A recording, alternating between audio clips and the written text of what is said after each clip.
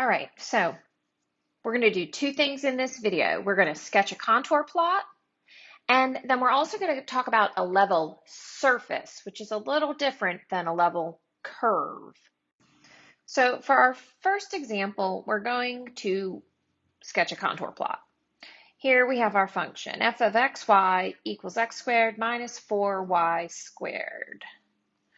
First thing we should do, we'll let that equal z. Right? This is my function of xy.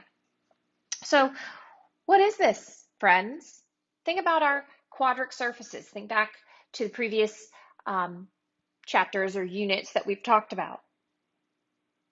And you guys should all recognize that this is a hyperbolic paraboloid.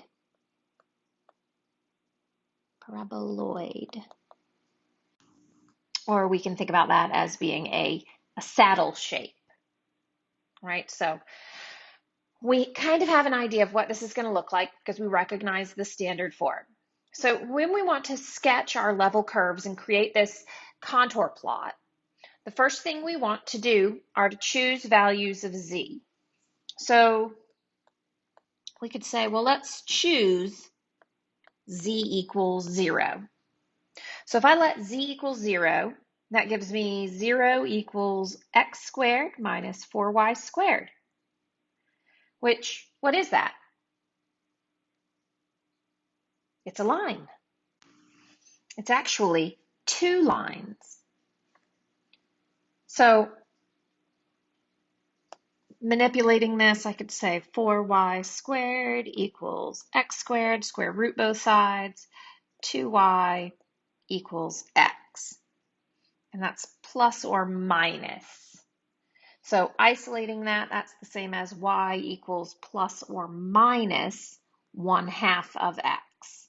So we have two lines passing through the origin, one with a slope of positive 1/2 and one with a slope of negative 1/2. And you can think about these two lines as partially representing the asymptotes of the hyperbolas that are in here. All right, let's look at saying, what happens if we choose z equals 4? And you can choose any value you want for these z's. I'm just picking numbers that I know are going to kind of simplify nicely. So if I've got 4 equals x squared minus 4y squared, I could rearrange that into standard form, and that would give me 1 equals x squared over 4 minus y squared over 1. So this is a hyperbola. Which way is this hyperbola opening? Is it opening left and right or up and down? Is it horizontal hyperbola or vertical? And because we have x minus y, we have a left, right, or a horizontal hyperbola. And if we wanted to find some points on this hyperbola, say I might know that when x equals 2, my y is going to equal 0. So it's fairly easy on this horizontal hyperbola for me to find two x-intercepts, positive or negative 2. If I were to plug those in here for this, I would get positive or negative 1, subtract over square root, you'll get y equals 0.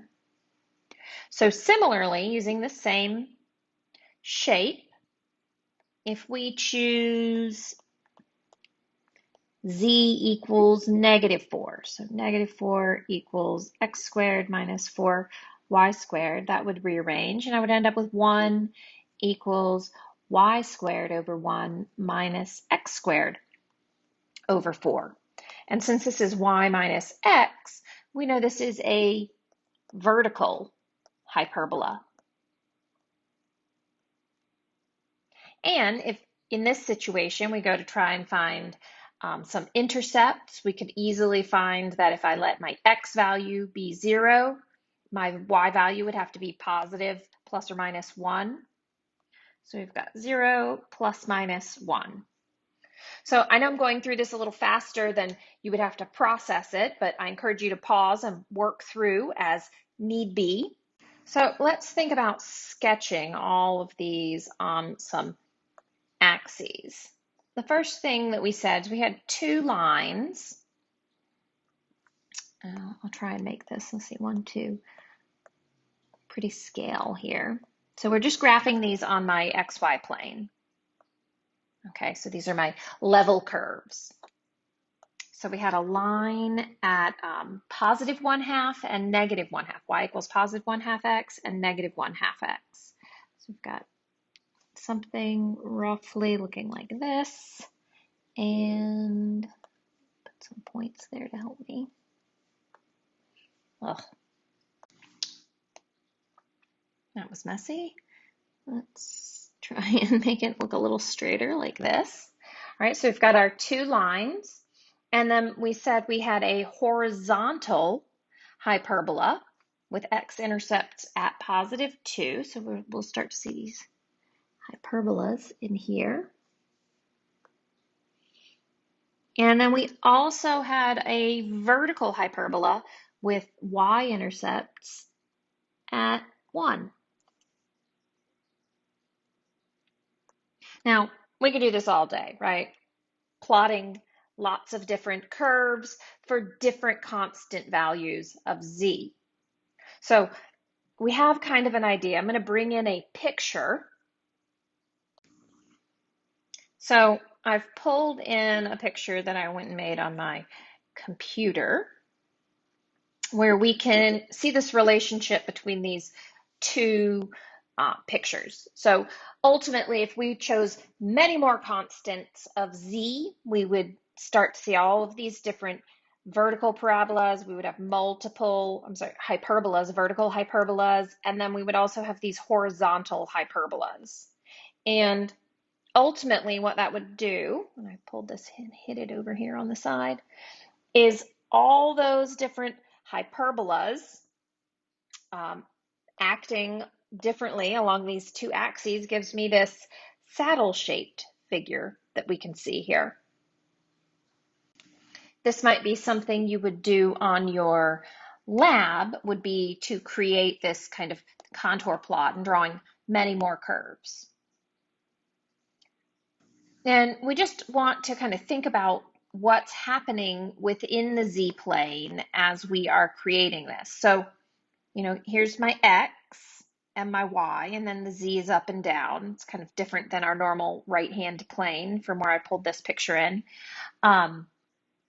But if we were at the origin, which is essentially in this plane, about right, here's my origin. So if I'm at my origin and I move along my x-axis, I see that my z values are going to be, at the origin, moving along this x-axis, these z values are going to start getting larger. So this is going to be, I wish you could see what I'm visually doing, but these curves horizontally are going to be getting extrapolating up.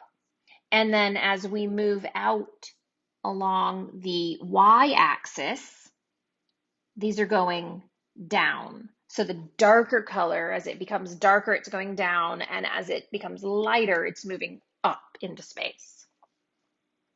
I know it's a lot to think about. I do want to encourage you, built into your homework, you've got some interactive figures that you can look at.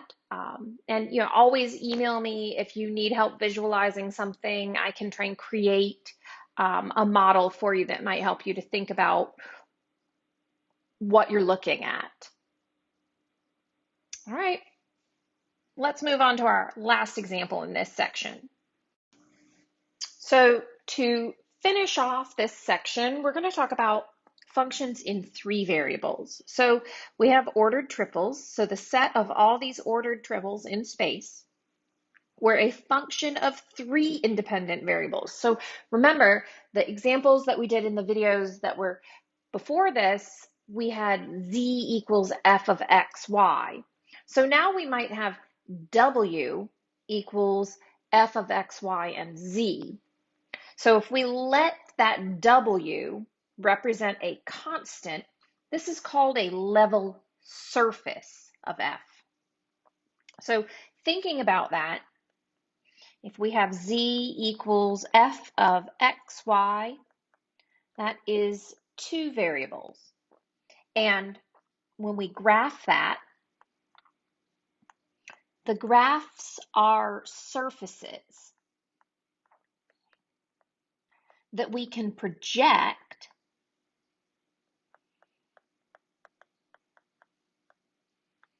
as level curves. So if we have 3 variables, say w equals f of x, y, z, that would be in 3 variables. And in this situation, we have a 4D graph. So instead of projecting a curve, we're going to project surfaces.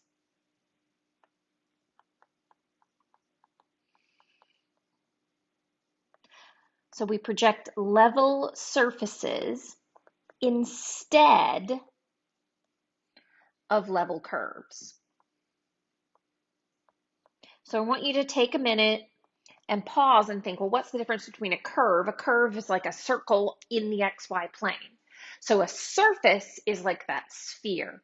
We'd have multiple spheres projected outwards. So let's just look at a brief example of this to kind of get an idea of what we're considering here.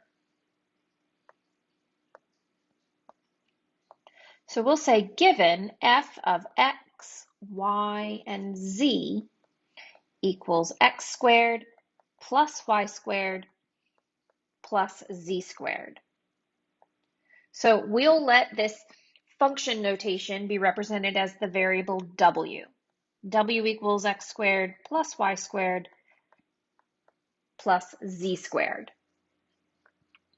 All right, so we're going to do the same thing. We're just going to think about putting in a constant value for this w, essentially our dependent variable. We have 3 independent variables and 1 dependent variable. So for example, if I let w equal 1, that would be 1 equals x squared plus y squared plus z squared. So what is this? It's a sphere. It's a sphere with a radius of 1. Furthermore, we could say 4 equals x squared plus y squared plus z squared. That would also be a sphere. But in that case, we would have a radius of 2, and I could do this all day, right? 9 equals x squared plus y squared plus z squared. That would be a sphere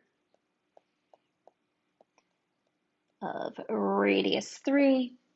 And continuing, we could say, well, any constant equals x squared plus y squared plus z squared. So that would always give us a sphere of radius root k. So my level surfaces are spheres centered at the origin. And as you move away from the origin, that w value, right, as we move away from the origin, this w value increases. So we have a larger radius sphere moving out. And really, rather than trying to draw this, I'm going to bring in the picture from the book. So I pulled this guy in, and you see how we have these spheres. They're all concentric spheres. Let's get that centered on there better. So, you know, if we let w equals 0, we would have a dot as a sphere at the origin. And then here we have a sphere, this green one, of radius 1, radius 2, radius 3. So, you know, we're just trying to visualize what this graph looks like. What is the domain of this function? So the domain of f of x, y, z